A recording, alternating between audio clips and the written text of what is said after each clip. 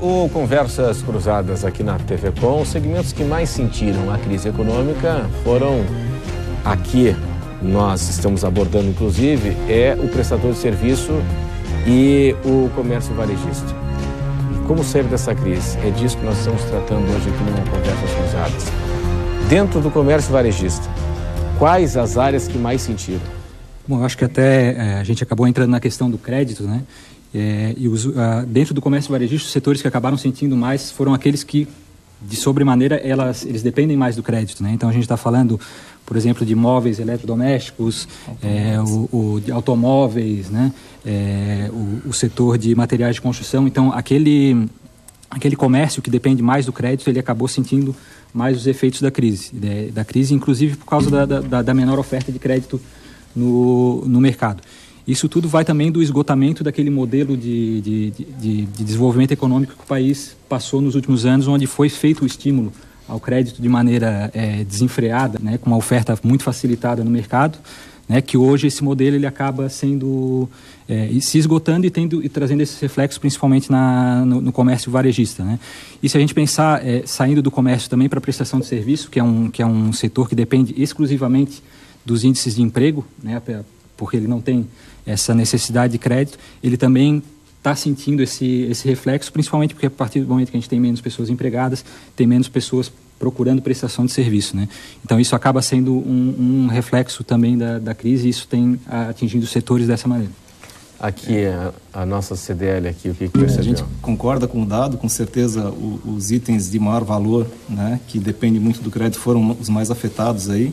E a gente percebeu também no varejo um encolhimento da variedade.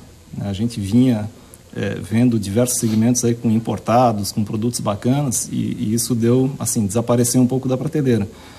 Reflexo também do que o consumidor está mirando. O consumidor está procurando uma relação custo-benefício melhor, né, produtos com boa qualidade, mas com um preço que faça mais sentido dentro do seu orçamento. Uhum. Então a gente vê assim, no mercado de eletrônicos, eu tenho comparado a disponibilidade de produtos no Brasil e no exterior, a gente tem perdido um pouco, né? E a gente tem que levar em conta também, nesse cenário, o aumento do dólar, que inviabilizou muitas importações, muita variedade. A gente via um crescimento muito grande de empresas voltadas para a importação, né? E essas empresas também tiveram um encolhimento, tiveram um desestímulo. Então, confiança abalada, crédito abalado, renda abalada e emprego abalado, foi um cenário catastrófico aí para o varejo, né? Uhum. Stella, o segundo semestre, ele tende a ser melhor do que o primeiro?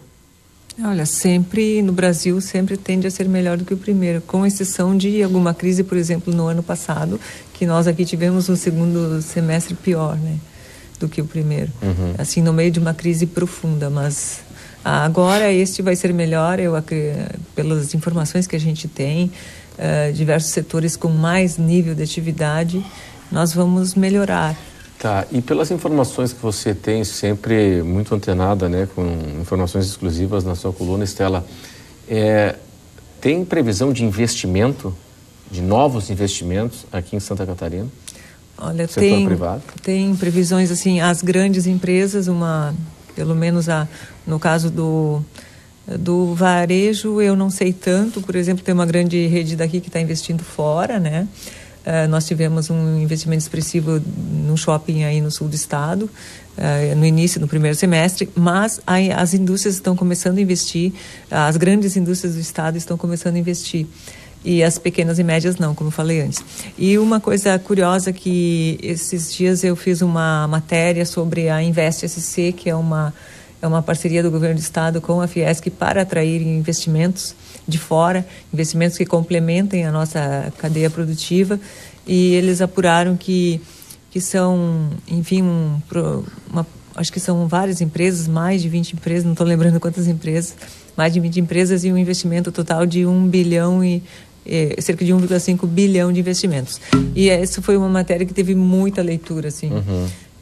No nosso digital, positivo, né? Foi até surpreendeu, assim, como teve curiosidade sobre aquela matéria. Porque, por enquanto, são todos negócios que estão estudando vir para cá, já abriram um processo de pesquisa de terrenos, enfim, umas coisas que eles estão avaliando mais profundamente, as vantagens de investir em Santa Catarina. A Invest SC não pode divulgar o nome das empresas, mas eles estão avaliando com atenção porque Santa Catarina tem melhores condições logísticas, tem uma estabilidade de impostos, que não aumentou impostos como os outros estados durante a crise. E também tem essa nossa diversidade, né? O objetivo é trazer setores que complementam, mas nós temos muitos fornecedores. Então, tem há um otimismo sobre os resultados dessa... E tem algo também que pode dar uma aquecida forte na economia, são as concessões, né? As concessões certamente aí, de serviços públicos, em especial estradas, né? Em estradas em especial, isso aí pode dar uma retomada na economia, não? Pode dar, é super importante isso, mas eu não sei se vão aprovar rápido as concessões. Nós poderíamos fazer, o governo do estado cogitou até de... Eu falo em nível nacional, né? E também aqui, as SCs, né? Isso é muito importante para o nosso estado, que nós temos um déficit enorme de logística, mas eu acho que vai ficar mais para o ano que vem esse negócio, assim, está mais demorado. A nossa retomada vai ser pelo nível da atividade econômica do segundo semestre, enfim, por decisões assim dessas reformas aí de controle de gasto público, enfim, nós temos aí até uma notícia essa semana, né, em função do momento econômico, os haitianos que vieram muito para cá, deixando Santa Catarina pela falta de emprego. Vocês devem ter acompanhado isso, né, no Diário Catarinense. Os empregos temporários, qual é o peso desses empregos temporários na nossa economia? Ele é bastante significativo, principalmente nesse segundo semestre, quando existe a contratação de trabalhadores, principalmente para as festividades de final de ano e também para o turismo, né, que acaba tendo também essa ampliação. E é interessante, ele tem um peso interessante, porque ele também acaba tendo esse impacto nos nossos números econômicos. Ele também é um fator pelo qual a economia no segundo semestre ela tende a ser um pouquinho melhor, né? E mais que isso, é uma oportunidade de entrada também no mercado, né? Então, aquele trabalhador temporário que tiver um bom desempenho e tiver um bom relacionamento, a empresa conseguindo manter esse empresário também é uma maneira esse empregado é uma maneira de a gente também aquecer essa questão do emprego. Hoje, as pessoas trabalham mais, as pessoas têm mais atividades, enfim, né? E isso explica, imagino, Alano, o porquê do comércio ele funcionar em alguns países 24 horas. Hoje, no Brasil, alguns serviços 24 horas, mas supermercado, shopping, final de semana, não fecha mais meio-dia. Eu sou de família de varejista, Alano, e eu me lembro, na época de criança também, Lidomar, que o seguinte, teve o tempo quando eu era bem pequenininho, quando eu era criança mesmo, meu pai vinha em casa almoçar, porque a loja fechava ao meio-dia. Em determinado momento a coisa mudou, não tinha mais como ir para casa almoçar, então eu almoçava na rua. De repente passou a trabalhar aos sábados também, aí o comércio fechava ao meio-dia, de repente não fechava mais ao meio-dia, passou a fechar 4 da tarde, comércio de bairro ainda, de rua, 4 da tarde, 6 horas, ainda não está abrindo domingo, nesse segmento, né? Mas daqui a pouco vai abrir. A questão é a seguinte, isso aí gera mais emprego? Gera, na verdade, acredito, posso tomar a frente e responder. Depois, logo na sequência, um pouco dessa pergunta. Eu sou formado em engenharia de produção e a minha visão é cadenciada para a indústria, né? E o comércio é o avesso disso. E a gente tem no comércio uma espera árdua, né? A nossa capacidade de atendimento, ela é infinitamente maior do que o nosso movimento, né? Mas as portas têm que estar abertas por um primeiro motivo, que é a competitividade, né? Se o teu vizinho está aberto e tu não está aberto, tu perde a oportunidade. Essa é a questão. Né? Vai perder, o teu vizinho vai vender e você não. E isso é um motivo gerador de emprego, né? Isso é um motivo que faz com que se tenha as escalas. Por exemplo, em shopping center eu sou obrigado a abrir no domingo, eu sou obrigado a abrir no sábado até às 10 da noite. Isso gera emprego, gera folga durante a semana, enfim, aumenta o nível de emprego. Mas, vamos dizer assim, imaginária a nossa hipótese de ter dentro do comércio uma produtividade como se tem na indústria. Claro, né? Que o Alano já vai falar, claro que o ideal seria, pensando na família, no lazer, enfim, no bem-estar, na saúde, O ideal era o cidadão não ter que trabalhar no final de semana, para ficar com seus familiares, enfim. Mas, enfim, não dá para andar para trás. Eu tive a oportunidade de visitar a Austrália, e na Austrália eles têm um horário de comércio que vai das 9 da manhã às 5 da tarde. Sim. Não abrem aos domingos, isso numa cidade do interior, né? Sim. Não Sydney. E na quinta-feira eles fazem um esforço sobre-humano para trabalhar até às 9 da noite. Eles chamam de shopping day. E na Espanha eles dormem depois do almoço, tem essa também, né? Tem uns dados que, se a gente não fizer essa discussão, e o comércio nosso não vai ser nunca vai ser um comércio de primeiro mundo. Porque, primeiro, que nós vamos ter investimento no Brasil, vão reiniciar os investimentos, quando o governo, o Congresso Nacional, aprovar um negociado sobre o legislado. Ou seja, quer transformar a relação de trabalho no Brasil igual a da China. Na China, as 500 maiores empresas do mundo, as maiores empresas do mundo estão hoje instaladas na China. Sim. E aí o empresariado, o governo, quer transformar a relação de trabalho do Brasil como a relação da China. Aí quando fizerem isso, aí vai ter investimento mais para a metade da população. Teve um ministro do governo que já disse o seguinte, olha, o nosso orçamento não cabe à metade da população. Ministro do governo Temer.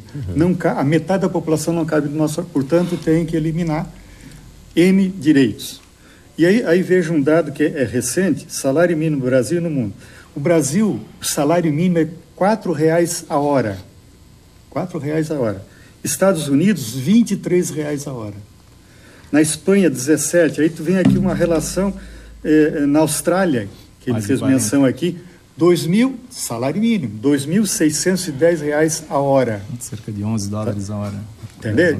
Interessante que é um país com mais liberdade de mercado, né? $2.610 a hora. Não, ninguém ganha Não, isso. por mês. Isso aqui é hora. Não, desculpa. Ali é mês. Aqui é o salário médio no mundo. Brasil, $778. Na Austrália, $2.610. Então, tu pode abrir até 24 horas. E o interessante é que são países com menor legislação trabalhista e com maior incentivo a democracias capitalistas. Não é menor legislação trabalhista. Lá, a grande maioria dos países europeus tem garantia de emprego. O que nós não temos no Brasil, nós temos instabilidade de emprego. A gente não tem estabilidade do emprego. Os militares tiraram em 66. Tirar a estabilidade do emprego, colocaram fundo de garantia. E aí, sabe quantas demissões ou rescisões de contrato nós temos por ano? Mas num contingente de 40 milhões de trabalhadores com carteira assinada, 15 milhões. eu vou chamar uma discussão 15 aqui, milhões. pensando como empresário. Pode ser para daqui a pouco, depois do intervalo. Então, Alano, é o seguinte, preciso chamar um intervalo comercial agora, tem um recado. Eu queria depois voltar para só complementar a ideia. Perfeito. Então, nós vamos para o intervalo, fica o recado para você. Beba água mineral Santa Rita, leve para a sua vida. Até já.